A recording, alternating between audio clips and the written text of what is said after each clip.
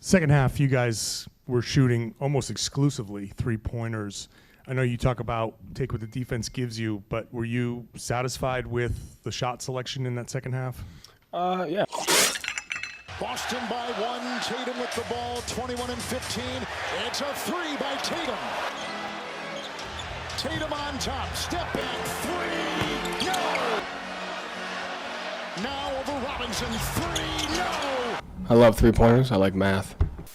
How has Anthony Edwards regressed? Because he's taken too many threes, in my opinion. Way too many. Yeah, what would you say to somebody who said you're shooting too many threes? F them. Simple, yeah. Several months later. Edwards on a drive. Dort trying to stay with him. Corner three. Edwards trying to get free. Puts up the three. In and out. Here comes Edwards. Edwards puts up a three. You must unlearn what you have learned. When it comes to the modern era of NBA basketball, one of the biggest complaints by fans, even some media members, is the sheer number of threes being taken and the redundancy of games that devolve in a three-point shooting contest. And now Randall had an excellent series, that second chance. Edwards looking for room. Edwards can go to Target Center in 4 years. It's been since 2021. The Pointers in their Game 5 win, the knockout win against Finals last year in the West. And of course, Jimmy Butler. You guys going 12 for 76 over the last two games is the worst three-point shooting in the history of the NBA playoffs. Now look, when it comes to shooting threes, if it's off great ball movement, you're wide open, of course, take that three if you're a shooter. Every player, every NBA team should have the option to take threes. That should be a weapon in your arsenal. But the problem nowadays, that's becoming the only weapon a lot of these teams have. It's option 1, 2, 3, and option 4. And what do you get from that? Yes, you get a ton of made threes, but you also get a ton of bricks. 19 of their 20 field goal attempts were threes in the third quarter. Come on, man. Yeah. That's got to be one of the stupidest damn stats I ever heard. With all these types of injuries all season long, and they still had to open up a long three. Fifth leading scorer in the regular season. Corner three, Hauser. 19 out of 20 shots are threes. Come on, man. Ain't nobody that dumb, Marty. That's when your 20-point lead vanished.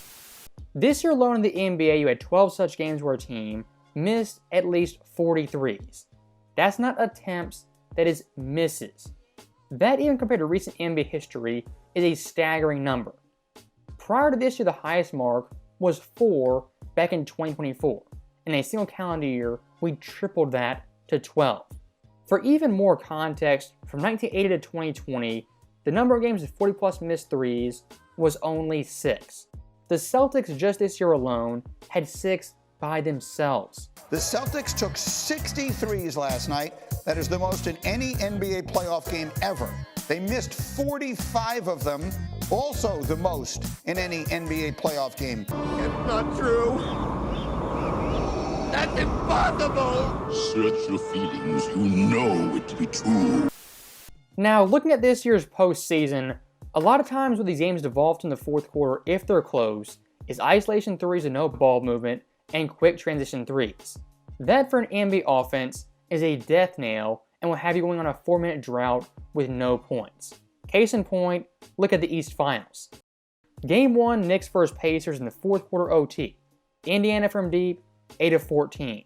The Knicks, 3 for 12. Guess who won? Game 2, nearly identical. Indiana in the fourth quarter, 5 of 10 from deep. The Knicks, 2 for 8. Then Game 3 in Indy, it completely flips. Pacers in the fourth quarter go cold from deep. The Knicks, relatively hot. That is 3 games right there in the fourth quarter that were swayed by three-point shooting, either one team getting hot, one team getting cold, or a combination of both. I'm freezing. I'm definitely freezing. I can't stop shaking. I'm cold too. For modern basketball nowadays, that's kind of what it comes down to. Are you making your shots, and is your opponent missing them? And looking at the overall data, it backs it up tremendously. From 2019 to 2025, when you shoot better from your opponent from 3, on average your win percentage is at 70%. This year, 68.5%. The past 2 years were nearly 80%. And then from 2019 to 2022, it varied from 61% all the way up to 75%. I gotta pump those numbers up. Those are rookie numbers in this racket. And once again, looking at that Knicks-Pacers series, Indy and New York in various games, they've had big leads and they've blown big leads. That in today's NBA, it's commonplace. And looking at the West Finals, another big-time trend of the modern NBA is one game blowing a team out, and the next game losing yourself or getting dominated in embarrassing fashion. OKC the first two games, they absolutely trounced Minnesota by 15 and 26. Those games in the fourth quarter weren't even close. And game 3, what happened? After being super dominant the first two games, they got beat by 42. It was over by half. Now looking at game 5, a do-or-die game for Minnesota, what happens? Another blowout, snooze fest, an uncompetitive game. So right there for the West Finals, the pinnacle of the West, 4 out of the 5 games weren't even competitive. And what does that come back to? The three-point shot and the over-reliance on shooting threes. For Minnesota this series, they weren't making, so guess what happened? They got smoked. Edwards drives on Dort, steps back, fires away, can't hit, side of the backboard. Edwards way outside, can't get it to fall. Shot clock at 6. Edwards just hoisting him up, can't get it to go. Turn it off. Turn it off! Basketball nowadays, what's become, is a boom or bust sport. One night Boston will win by 25, the next they'll lose by 40.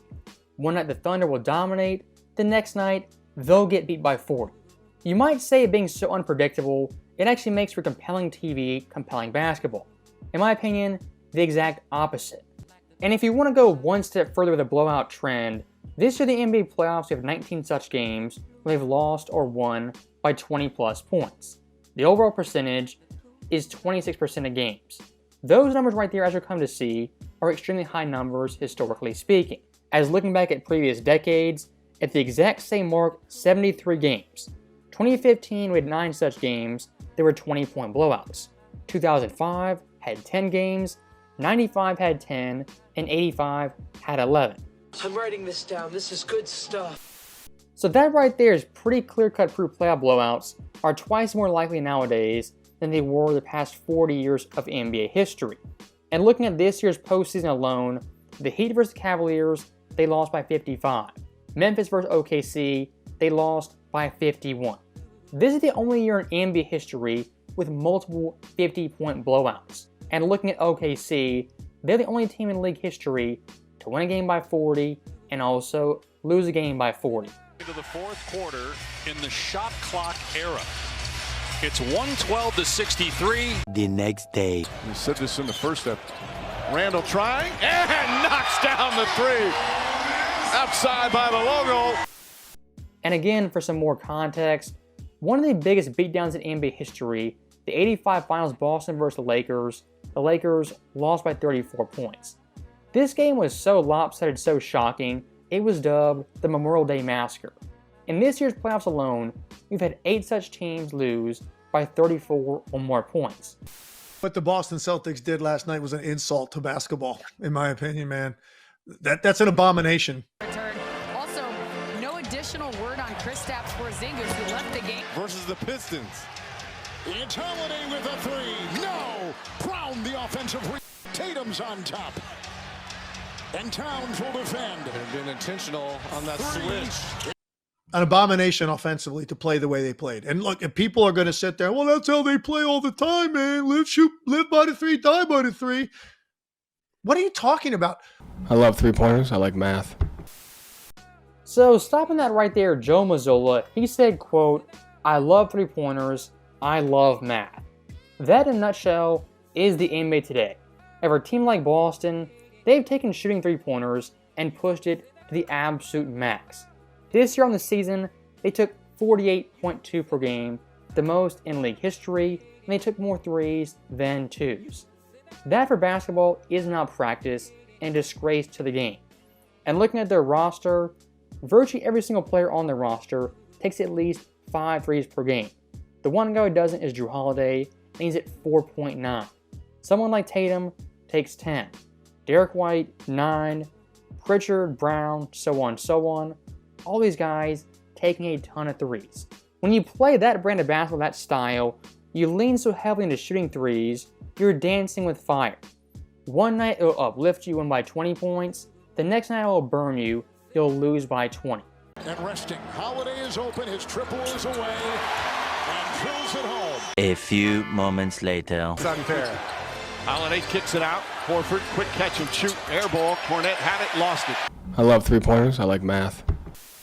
For a team like Boston that has so much offensive firepower, so much offensive versatility, dumbing themselves down and only taking 3-pointers, in the end, makes them much more beatable. And like we saw versus the Knicks, if they go 20 for 50 from deep, they'll win.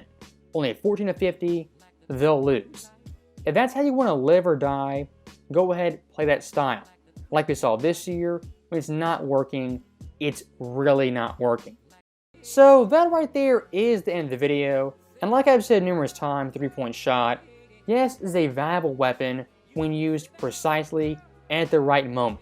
If you just spam 63s, they're all bad 3-point shots, what is the value of taking those shots even if they're threes?